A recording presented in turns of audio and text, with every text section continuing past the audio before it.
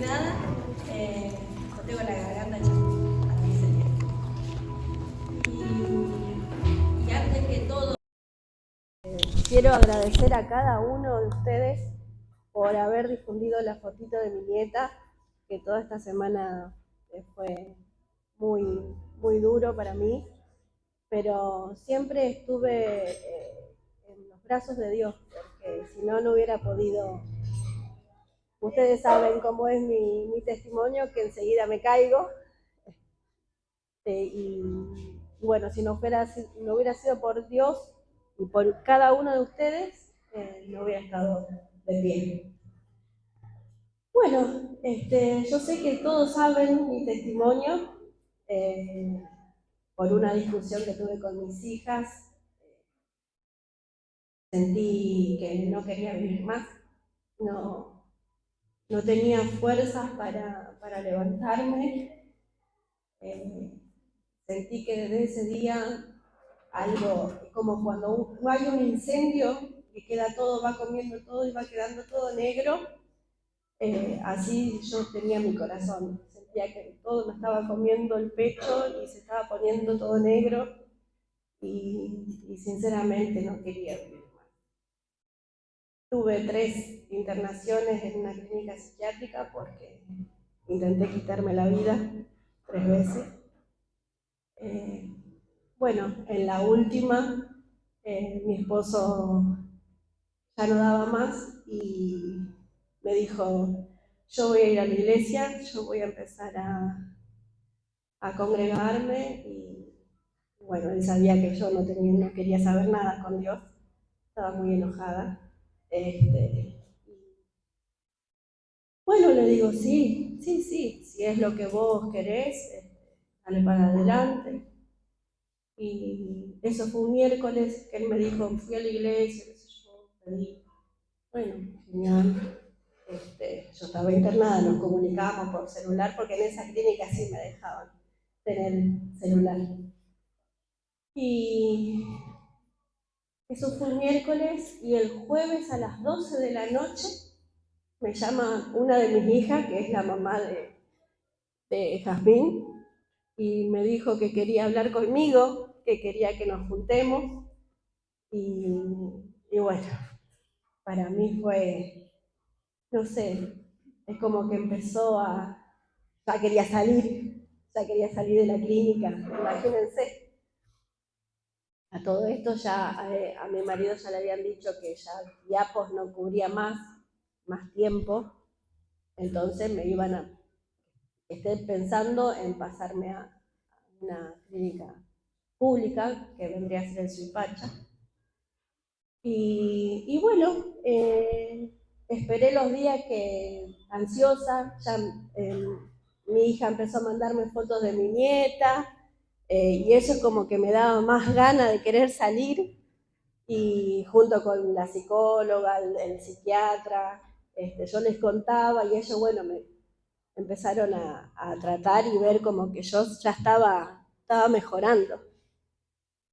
Y bueno, salí y empecé a venir acá como corresponde, porque sin Dios, para mí era un milagro, porque yo dije, yo a mis hijas no las voy a ver más, ellas me dijeron que yo estaba muerta para ellas, pero cuando me junté ese día que salí, un domingo nos juntamos en la casa de mi mamá y me junté con mis 2 hijas, conocí a mis nietos que tenían 2 años en ese momento y yo no los había conocido, no los vi nacer, y bueno, ahí ya está, fue lo mejor que me pasó. Y bueno, de a poquito nos han pasado cosas después que empezamos a hacer las cosas bien, a andar en el camino. Tuvimos muchas piedras en nuestro camino, pero yo sé que siempre Dios estuvo con nosotros, siempre. Y ahora con lo que pasó con mi nietita también, yo tenía que darle fuerzas a mi hija. ¿Cómo hacía yo, para darle fuerza y sostener a mi hija que se me caía, se me caía. Entonces, en una de las, estábamos en mi casa porque me la llevé a mi casa, mi marido enojado, dice, no, yo voy a llamar por teléfono, dice, es un llamado, ¿no?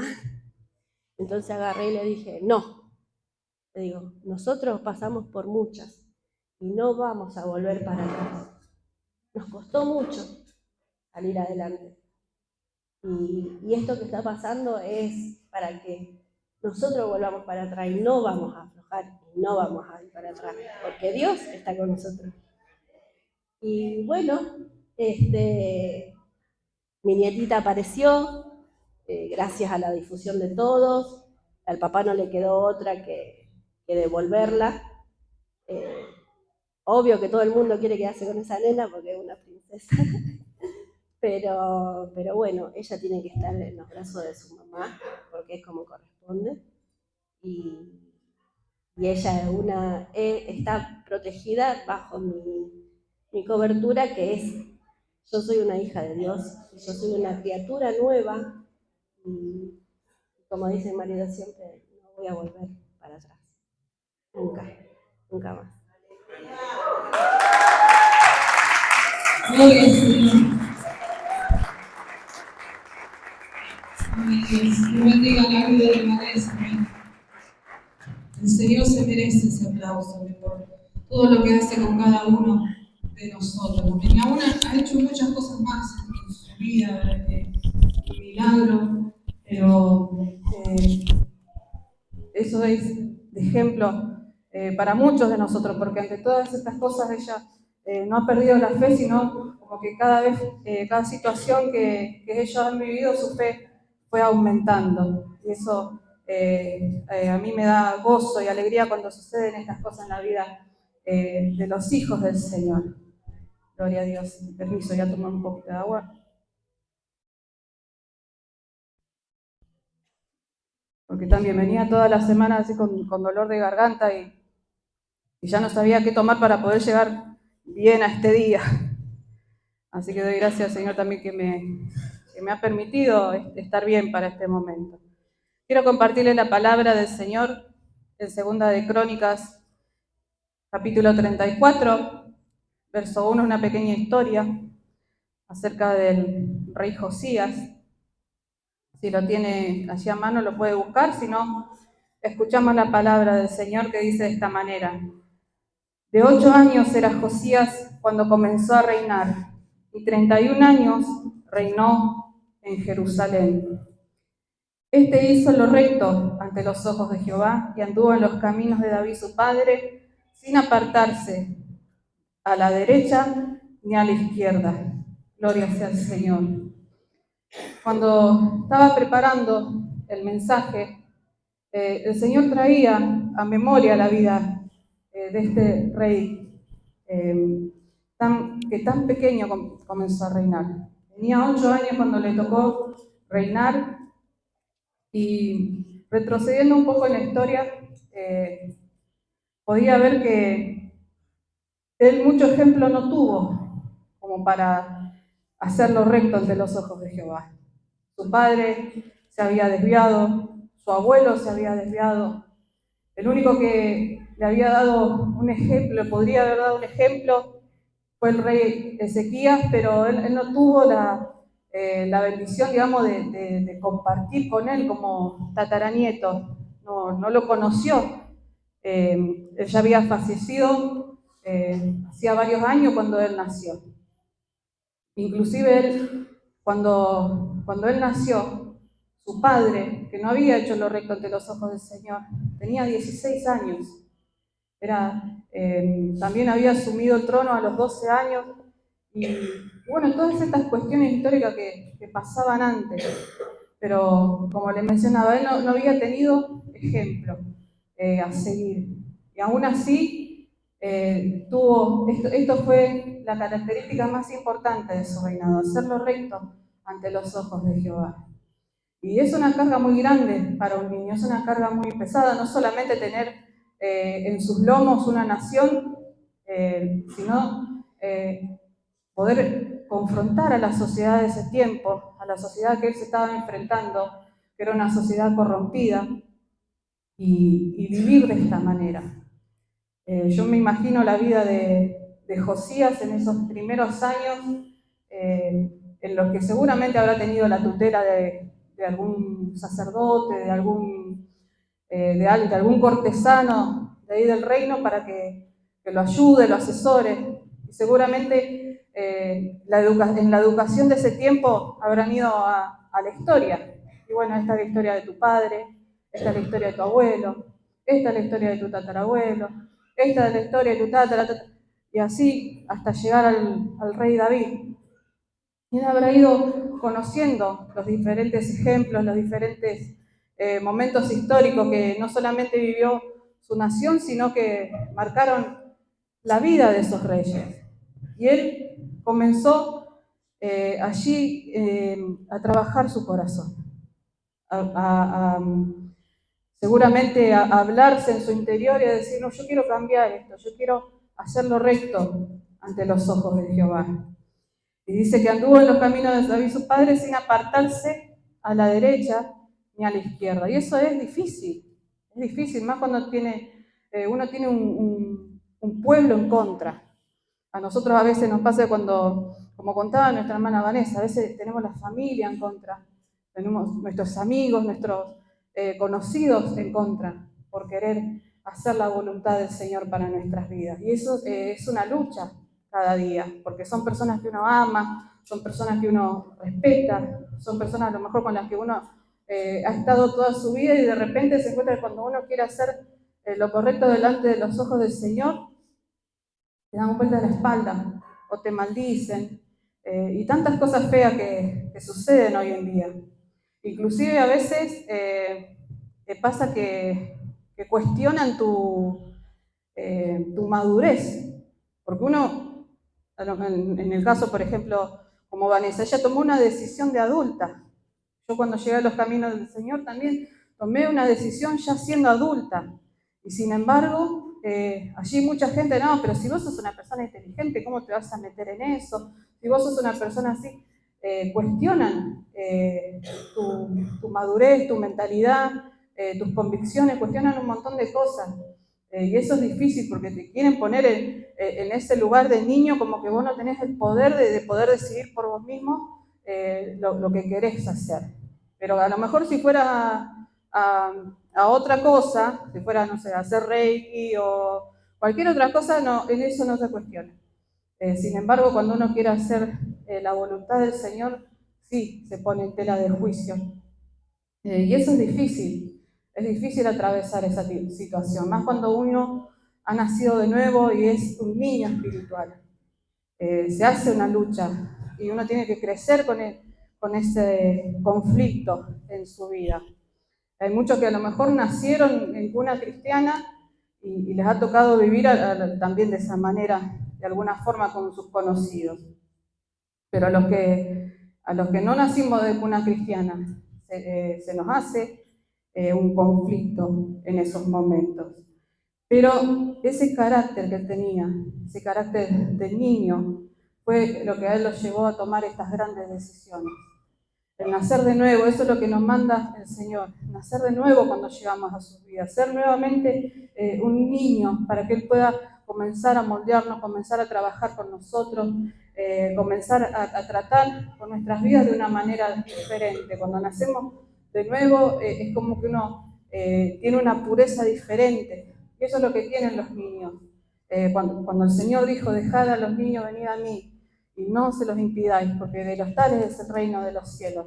Se refería a estas cosas, no de que iba a sentar a un niño nuevamente en el trono, como había pasado con Josías, sino de que el corazón de uno tiene que ser como el de un niño, el carácter de uno tiene que ser como el de un niño, y no en el sentido de tomar decisiones infantiles, sino de tener un carácter puro, un carácter no corrompido, de tener un corazón sano, tener pensamientos sanos que nos lleven a tomar buenas decisiones. Y todas estas cosas que usted ve en los niños. Un niño no te miente por naturaleza. Un niño, salvo que se críe en un ambiente que ya está corrompido, el niño prácticamente siempre te dice la verdad. El niño siempre habla con verdad. Y a veces cuando uno escucha a un niño, escucha ese corazón sano a través de ellos. El niño es gracioso, el niño te hace reír, el niño te brinda cariño sin cuestionarte. Hay veces que hay padres o madres que maltratan a sus hijos, pero ese niño ama a esa persona. Ese niño la ama profundamente y si tiene que ir y darle un abrazo, le va a ir a dar un abrazo porque lo ama, de verdad. Hay niños que sufren tanto, sufren muchísimo por parte de sus padres, pero a la hora de ir y pedir por alguien, no, quieren ir con mamá, quieren ir con su papá, porque ellos aman de esa manera. Ellos no se fijan por ahí a lo mejor el daño que están recibiendo, sino el brindar ese cariño y ese amor que ellos necesitan. Así es el corazón de los niños. Y eso es lo que el Señor nos llamaba cuando nos decía que teníamos que tener ese carácter del niño. Pero una de las cosas que me llamaba la atención de estos pasajes y de otros pasajes de estos capítulos de este libro es que muchos coinciden en algo, en que aquellos que hicieron reformas en su nación, como hizo Josías, como hizo Ezequías, como tuvo que hacer David, en muchos casos hay un común denominador que dice, con todo esto, los altares, digamos, de cultos paganos, eran dejados. De que a pesar de que se hacía toda esa reforma espiritual en la nación, quedaban resquicios de cosas de culto a ídolos, de culto a otros dioses. Y en el caso de Josías fue diferente. Él hizo un trabajo completo, él quitó todo aquello que impedía tener la comunión con el Señor. Yo calculo que al momento de estudiar históricamente esos reyes, él habrá visto eso, y entonces habrá dicho, no, esto también lo tengo que sacar, porque esto va a interrumpir la bendición del Señor. Dice, a los 8 años de su reinado, o sea, ya teniendo 16 años, dice, siendo aún muchacho, comenzó a buscar al Dios de David su padre, y a los 12 años comenzó a limpiar a Judá y a Jerusalén de los lugares altos, imágenes de Aserá, esculturas e imágenes fundidas. Y derribaron delante de él los altares de los Baales, e hizo pedazos las imágenes del sol que estaban puestas encima, despedazó también las imágenes de Aserá, las esculturas y estatuas fundidas, y las desmenuzó, y esparció polvo sobre los sepulcros de los que le habían ofrecido sacrificio. Y así sigue contando todo lo que él fue quitando de la nación de Israel. Aún en ese tiempo había una estatua de bronce de una serpiente y se dejaba en otros reinados, porque esa estatua esa imagen de bronce la había construido Moisés cuando el Señor le mandó en el desierto, cuando había enviado una plaga de serpientes, porque el pueblo estaba desobediente, y entonces para que muchos se morían, muchos allí eran mordidos por las serpientes y se perdió mucho pueblo de esa manera. Entonces el Señor le dijo a Moisés, hacé esta estatua de bronce con la forma de la serpiente y cuando miraren a la serpiente no se van a morir. Y bueno, llegó un momento que eso también se convirtió en una idolatría en el pueblo de Israel. Entonces Él lo sacó, Él lo quitó. Y quedó como una figura de que debemos mirar al Señor y tener fe para ser sanados, para ser limpiados. Pero bueno, lamentablemente se terminó tornando en otra cosa. Digamos, la estatua esa no era para eso. Sin embargo, se terminó tornando en otra cosa. Y entonces también la quitó.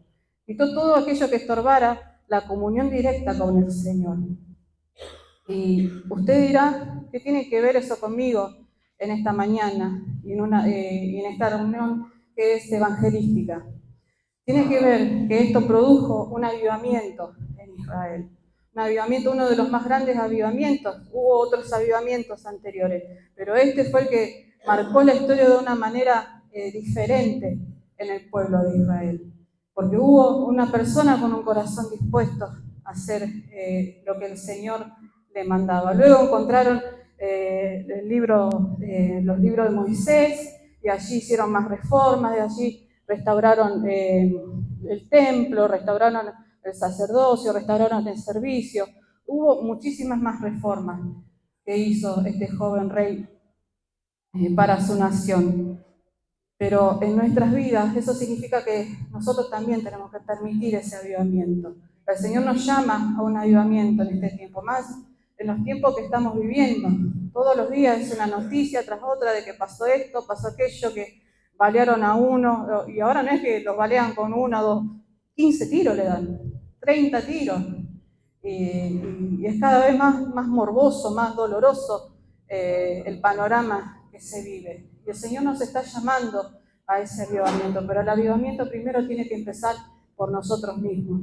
El avivamiento tiene que empezar en nuestro corazón.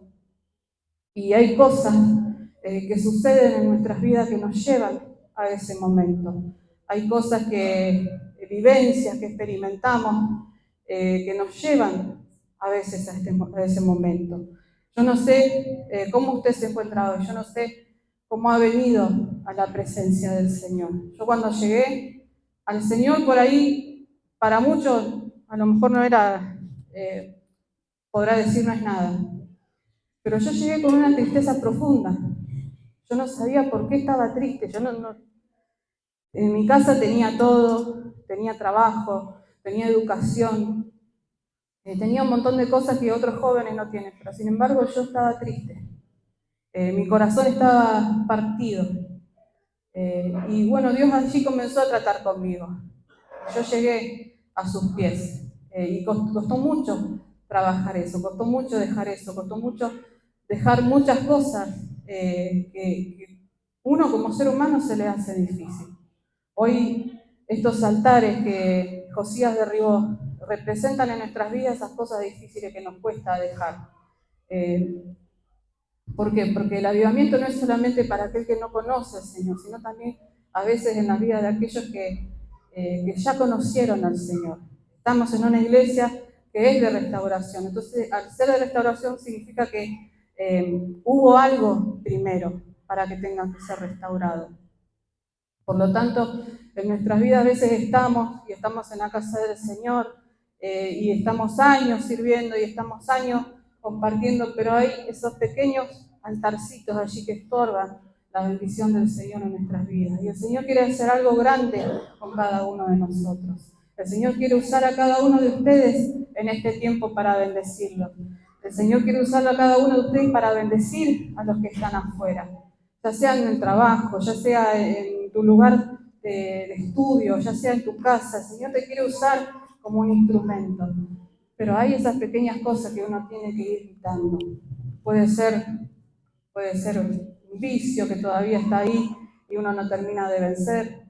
Puede ser el carácter, puede ser muchas cosas. Hay veces que uno sostiene cosas personales por tradición nada más. Ah, no, porque mi mamá era así, no, porque mi papá era así, no, porque a mí me enseñaron esto. Y a veces eso estorba una bendición grande en nuestras vidas, porque el Señor con nosotros, Él sabe que nosotros somos individuos únicos.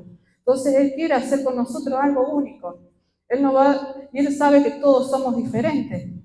Yo por lo menos con mis hijos, y tengo 2 nada más, pero aquellas mamás que tienen más saben mejor de que todos los hijos no tienen el mismo carácter. Entonces a uno le hablas de una manera, a otro le explicas de otra, a otro le enseñas de otra, y no es que se hace diferencia, sino que cada uno es diferente. Lo mismo hace el Señor con nuestras vidas. El mismo trabajo hace el Señor con nosotros. Me tocó un día tener un trato con el Señor que me causó gracia, porque yo siendo mujer, como que por ahí uno tendría que decir, bueno, el Señor tendría que haber sido más dócil, pero sin embargo fue al revés.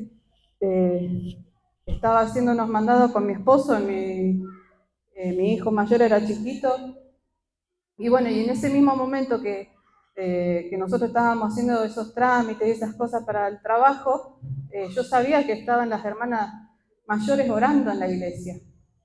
Y viene a mí una palabra, y yo me estremecí toda porque nunca me había pasado algo así, y yo sentí cobarde, mientras vos estás acá haciendo esto, aquello, mis siervas están intercediendo, mis siervas están doblando las rodillas, y las mujeres jóvenes no la acompañan. Y yo estaba sola en el vehículo, estaba con mi bebé en brazos nada más. Yo me estremecí, yo digo, Señor, es verdad. Es verdad, a veces las mujeres jóvenes somos las que más vuelta damos para esforzarnos en estas cosas. Y bueno, pasó, no sé si fue esa misma tarde o al día siguiente, viene un joven de la iglesia a visitar a mi esposo. Y bueno, se pusieron a charlar ahí, mate va, mate viene, y dice, ay, no sabes lo que me pasó, el Señor habló conmigo y me hizo entender una verdad.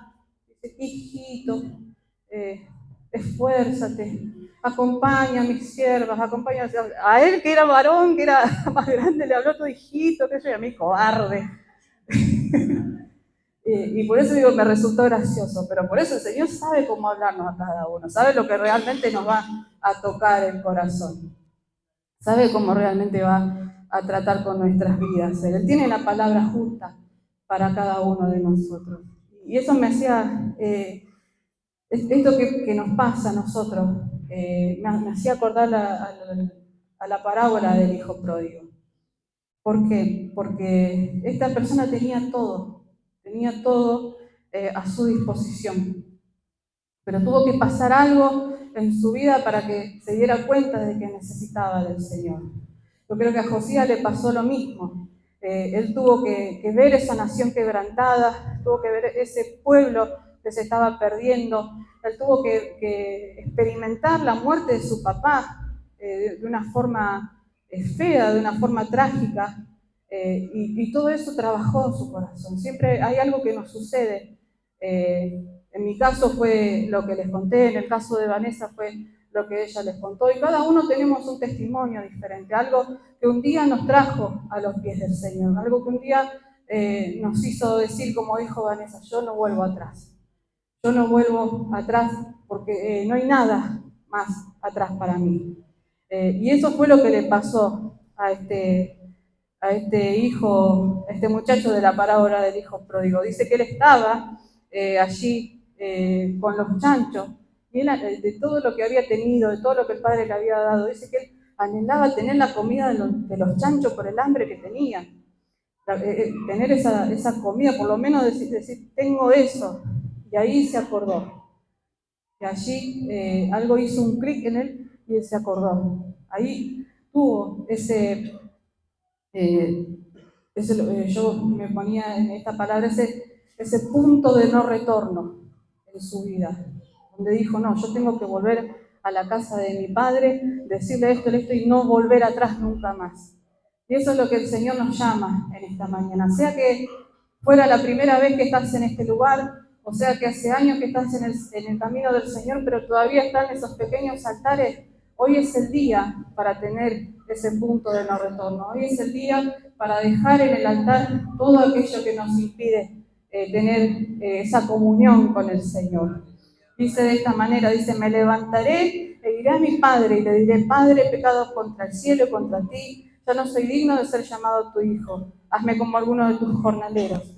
Y cuando él se levantó y se fue acercando allí, dice que el padre lo vio desde lejos, dice, y fue movido a misericordia, y corrió y se echó sobre su cuello y le besó. El abrazo del Padre siempre está allí disponible para nosotros. A pesar de nosotros mismos, a pesar de la condición en que nosotros llegamos a Él. Yo no sé cuál es ese altar que hoy hay que derribar.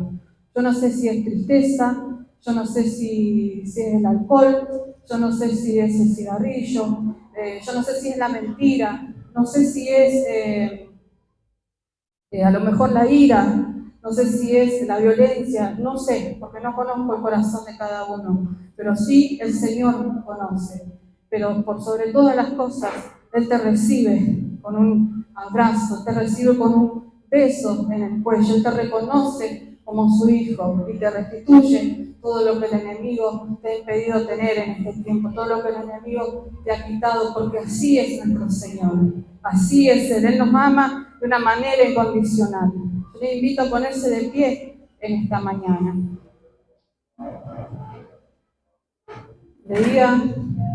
Leía hace un momento atrás que el punto de no retorno es aquello que los aviadores identifican cuando están planeando con un avión en los cielos y comienzan a quedarse sin combustible, de tal forma que no pueden ni volver para atrás ni tampoco dejarse caer.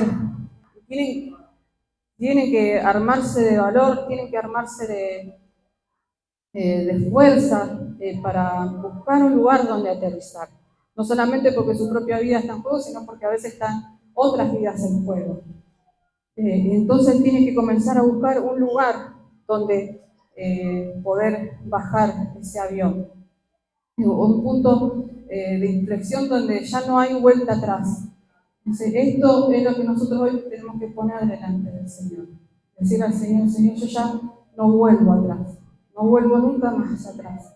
Hoy es el día para dejar todo esto en su presencia. El altar del Señor está abierto en este lugar.